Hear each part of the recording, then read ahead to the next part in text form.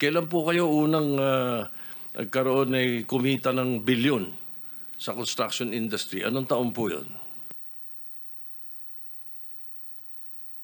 Good morning po. Billion po.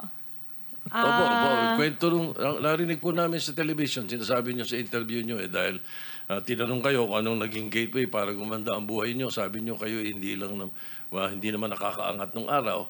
At tapos sabi niyo, noong DPWH na kami. Yun po yung sagot ninyo eh. So, at tinanong kung magkano at sabi nyo bilyon. Kailan po itong unang bilyon na kumita kayo sa DPWH? For the knowledge of everyone, so St. Gerard, Alpha and Omega, we have been in the construction business for 23 years. So I would presume na in the 23 years, pwede naman siguro kami po kumita. Yung billion, when I said DPWH, because prior to that, we were in local government. So ang hirap makasingil sa local government.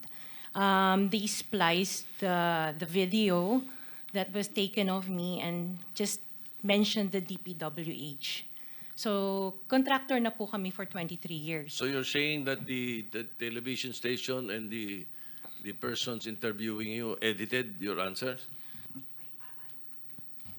I think so, sir, kasi I did mention that I was doing local government as well as private po. If I may, with the Yes, permission of with the permission of the Minority chairman, Senator President Pro Tem. Ma'am Sara, ano ba naging trabaho niyo bago kayo pumasok sa mga kontrata sa gobyerno?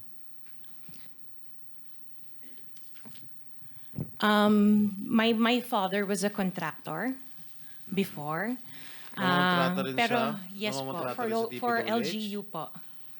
LGU. And then ako, I worked sa ibang bansa. Yun po. Anong work mo sa ibang bansa? I was a dental receptionist and an orthodontic nurse. So you are a doctor? Nurse? No po. Yung asawa mo, ano trabaho? He works sa isang development corporation. And him and his brother were parang private contractors sa subdivision namin. Paano kayo, how were you enticed to join the mga kontrata sa DPWH? Who influenced you? Wala naman po. Nakita namin on PhilJeps na may mga projects na pwede palang mag-join.